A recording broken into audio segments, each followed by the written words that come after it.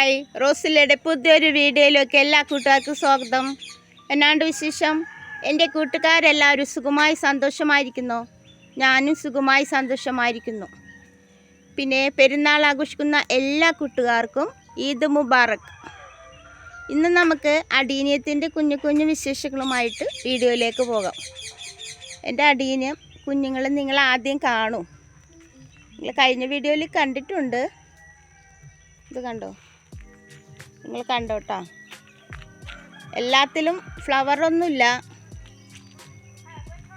എല്ലാ ഫ്ലവർ കണ്ടത് നിങ്ങൾ തൃപ്തി അടയും. ഇത് കണ്ടോ, ഇതൊരു ഏഞ്ചലാണ്. ഏഞ്ചൽ കണ്ടോ. പിന്നെ ഞാൻ അടീനിയം വളർത്താൻ തുടങ്ങിയിട്ട് ഒത്തിരി നാളുകളൊന്നും ആയില്ല. ഇതിനു മുമ്പ് ഒരു 2 വർഷമൊക്കെ ആയ പ്ലാന്റൊക്കെ എൻ്റെ അടുത്തുണ്ട്. 2-3 പ്ലാന്റ്സൊക്കെ ഉണ്ട്. പക്ഷെ എന്നാലും ഇത്ര അങ്ങാട് പ്രേമം ഉണ്ടായിട്ടില്ല. ഇപ്പോഴാ ഭയങ്കര ഇഷ്ടമായത് എന്ന് വെച്ച് ഞാൻ ചെറിയ പ്ലാന്റ് മാത്രം വാങ്ങിച്ച് നടുകയുള്ളൂ കേട്ടോ.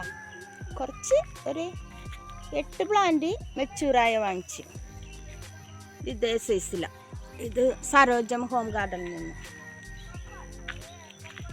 ഇത് FM ഗാർഡനിൽ നിന്ന്. പിന്നെ എല്ലാം ചെറിയ പ്ലാന്റ്സാണ് വാങ്ങിച്ചേക്കുന്നത്. അപ്പോൾ നമുക്ക് ചെറിയ പൈസയും കൊടുത്താൽ മതി. അതുങ്ങളുടെ കയ്യോ കാലോ വളരുന്നോ നോക്കി നമുക്കൊരു സന്തോഷം, അവർക്ക് സന്തോഷം. കണ്ടോ. പിന്നെ ചില കൂട്ടുകാരൊക്കെ ചോദിക്കുന്നുണ്ട് കട്ടിങ്സ് വെച്ച് എങ്ങനെ പുതിയ ചെടി ഉണ്ടാക്കാമെന്ന്. ഒത്തിരി കൂട്ടുകാർക്ക് ഈ അടീനിയത്തെക്കുറിച്ചും ചെടികളെക്കുറിച്ചും എല്ലാം അറിയാം കേട്ടോ. അവർ പുലികളാണ്, എനിക്കറിയാം. പക്ഷേ എനിക്ക് ഒത്തിരി അറിവുകളൊന്നുമില്ല അടീനിയത്തെക്കുറിച്ച്. എന്നാലും എനിക്കറിയാവുന്നത് ഞാൻ ചെയ്യുന്ന കാര്യങ്ങളൊക്കെ ഞാൻ പറഞ്ഞു തരാം. അത് വലിയ ശാസ്ത്രീയമായൊന്നും ആയിരിക്കില്ല, എന്നാലും പറയാം. ഇവിടെ ഒരു സുന്ദരിയൊക്കെ കണ്ടോ, ഒളിച്ചിരിക്കുക. ഇത് കണ്ടോ, വേറൊരു കുഞ്ഞ്. ഇവിടെ ഞാൻ അന്ന് പറഞ്ഞില്ലേ, നശിച്ചു പോയവളാണ് കേട്ടോ. അവിടെ നിന്ന് ഒരു കുഞ്ഞു മുകളം കിട്ടിയിട്ട്, ഗ്രാഫ്റ്റിൻ്റെ അവിടെ നിന്ന് കുഞ്ഞു മുകളം കിട്ടിയിട്ട് അവിടെ നാക്കിയെടുത്ത കണ്ടോ. പിന്നെ ഇതിവിടെയൊക്കെ കട്ടിങ്സ് വെച്ച് പുതിയ തയ്യാക്കിയത് ഞാൻ കാണിച്ചു തരാം. ഇത് കണ്ടോ, കട്ടിങ്സ് വെച്ച് ചെറിയ ഒരു അതിൻ്റെ ഒരു കൂമ്പ് കട്ടായി പോയിട്ട് അത് വെച്ചിട്ട് അത് പിടിച്ചിട്ടുണ്ട്. ഞാനേ കട്ടിങ്സ് വെച്ച് പിടിപ്പിക്കുന്നത് സാധാ മണലിൽ മാത്രം. കട്ടിങ്സ് ഇട്ട് എടുത്ത് കഴിഞ്ഞിട്ട് അതിൻ്റെ ലീഫുകളെല്ലാം കളയും.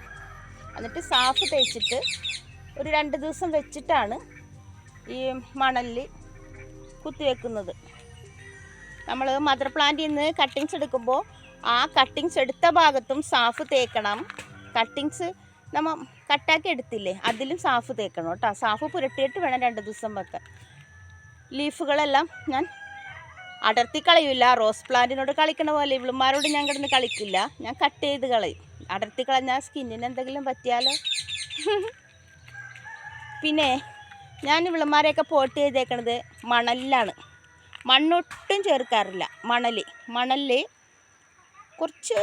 കുറച്ച് സാഫ്, പിന്നെ വേപ്പിൻ പിണ്ണാക്ക്. പിന്നെ റീപോർട്ട് ചെയ്യാൻ നേരത്ത് എനിക്ക് എല്ലുപൊടി ഇവിടെ കിട്ടത്തില്ലായിരുന്നു. ഇപ്പോൾ ഞാൻ അവിടെ കൊണ്ടുവരാൻ പറഞ്ഞിട്ട് എനിക്ക് വളക്കടയിൽ നിന്ന് കിട്ടി. അപ്പോൾ ഇപ്പോൾ എല്ലുപൊടിയും കൂടി ചേർത്തായിരുന്നു. ഇത് മാത്രം മണ്ണ് ചേർക്കില്ല. ഇത് മാത്രം ചേർത്തിട്ടാണ് ഞാൻ പോട്ടിംഗ് മിശ്രിതം ഉണ്ടാക്കുന്നത്. ആദ്യം തന്നെ നിങ്ങൾക്കെല്ലാം അറിയാമല്ലോ, പോട്ടിൽ ഡ്രെയിനേജ് ഹോൾ ക്ലിയർ ആകാൻ വേണ്ടി കമ്പോ ഓടോ അല്ലെങ്കിൽ മെറ്റൽ പീസോ എന്തെങ്കിലും ഇടുക. അത് കഴിഞ്ഞിട്ട് മണലും വേപ്പിൻ പിണ്ണാക്കും എല്ലുപൊടി കുറച്ച് സാഫ് ഇതെല്ലാം കൂടി മിക്സ് ചെയ്ത മിശ്രിതം ഇടുക. ഇട്ടിട്ട് കോഡക്സ്, ഇത് കണ്ട, കോഡക്സ് കുറച്ച് അധികം താഴ്ത്തി വെക്കേണ്ടത്, കുറച്ച് പൊക്കി വെക്കുക. എന്നിട്ട് ഒരു 6 മാസമൊക്കെ കഴിയുമ്പോൾ ഞാൻ പിന്നെയും കുറച്ച് കോഡക്സ് പൊക്കി കൊടുക്കും.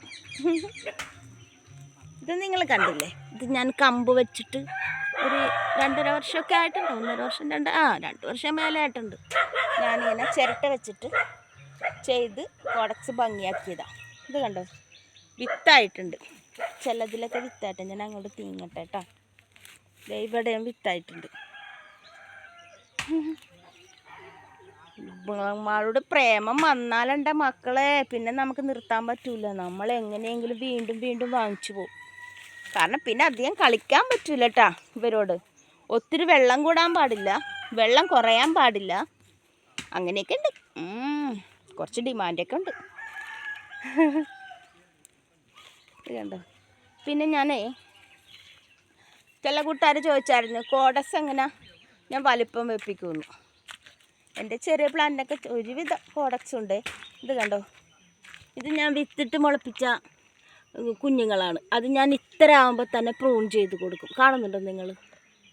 കണ്ടോ, അത് പ്രൂൺ ചെയ്യണനുസരിച്ച് കോഡക്സ് വലിപ്പം വെക്കും. അപ്പം നമ്മളിങ്ങനെ പൊക്കി വെച്ച് കൊടുക്കണം. ഇത് മാറ്റി നടാറായിട്ടുണ്ട്. പിന്നെ എനിക്കുള്ള ആഗ്രഹം ഗ്രാഫ്റ്റ് ചെയ്യണമെന്നാണ്. എനിക്ക് കൈക്ക് അധികം ബലമൊന്നുമില്ലല്ലോ, അത് കാരണം ചെറിയൊരു പേടിയുണ്ട്. 2-3 വട്ടമൊക്കെ ഞാൻ ചെയ്ത് വെച്ചേ, ഞാനാരാ മോള്. പക്ഷെ എല്ലാം ഫ്ലോപ്പായിപ്പോയി, പാളിപ്പോയി മക്കളെ, പാളിപ്പോയി. പിന്നെ പല പല വീഡിയോയിലൊക്കെ ഞാൻ കാണുന്നുണ്ട് ഗ്രാഫ്റ്റ് ചെയ്യുന്നത്. അപ്പോൾ ചെയ്യണം. പിന്നെ നമ്മുടെ ഗോ ഗ്രീൻ പ്ലാന്റ് ലവേഴ്സില അണിമ ഫ്രണ്ടാണ് എൻ്റെ. ആ ഫ്രണ്ട് പറഞ്ഞു തന്നിട്ടുണ്ട്. പിന്നെ എന്തെങ്കിലും ഡൗട്ട് ഉണ്ടെങ്കിൽ ചോദിക്കാമല്ലോ. അപ്പം ഞാൻ ചെയ്യണമെന്നൊക്കെ വിചാരിച്ചിരിക്കുന്നു. ചെയ്യണം. പിന്നെ ഇത് കണ്ടോ കൂട്ടുകാരെ, ഹൈബ്രിഡിൽ വിത്ത് വരൂല എന്നൊക്കെയാണ് ഞാൻ കണ്ടത്, എനിക്കറിയത്തില്ല.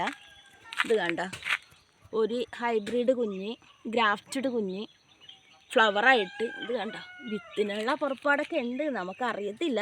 നോക്കാം നമുക്ക്, അല്ലേ? അപ്പോൾ ഇവിടെ ഒരു കുഞ്ഞിനെ ഇത് കണ്ടോ, ഇതിൻ്റെ ഡാർക്കും ഉണ്ട് കേട്ടോ വരുത്. കുറച്ചും കൂടി ബിഗ് ഫ്ലവർ ഉണ്ട് എനിക്ക്. അപ്പം നിങ്ങൾക്ക് ഇന്നത്തെ വീഡിയോ ഇഷ്ടമായോ? ഇഷ്ടമായെങ്കിൽ എല്ലാവരും സബ്സ്ക്രൈബ് ചെയ്ത് സപ്പോർട്ട് ചെയ്യണം കേട്ടോ. നമ്മുടെ ഈ കൊച്ചു ചാനൽ സപ്പോർട്ട് ചെയ്ത എല്ലാ കൂട്ടുകാർക്കും ഒത്തിരി നന്ദി. പുതിയ കൂട്ടുകാരാരെങ്കിലും വീഡിയോ കണ്ട് ഇഷ്ടമായാൽ പ്ലീസ് സബ്സ്ക്രൈബ് ചെയ്ത് സപ്പോർട്ട് ചെയ്യണേ. നിങ്ങളുടെ ഒരു കുഞ്ഞ് ലൈക്ക് അടിക്കാൻ മറന്നു പോകരുതേ. നിങ്ങളെൻ്റെ കൂടെ തന്നെ വേണം കേട്ടോ. എൻ്റെ കൂട്ടുകാർക്ക് എല്ലാവർക്കും നല്ലൊരു ദിവസം ആശംസിക്കുന്നു. വേറൊരു വീഡിയോയിലൂടെ കാണാം മക്കളെ. Okay, tata, by.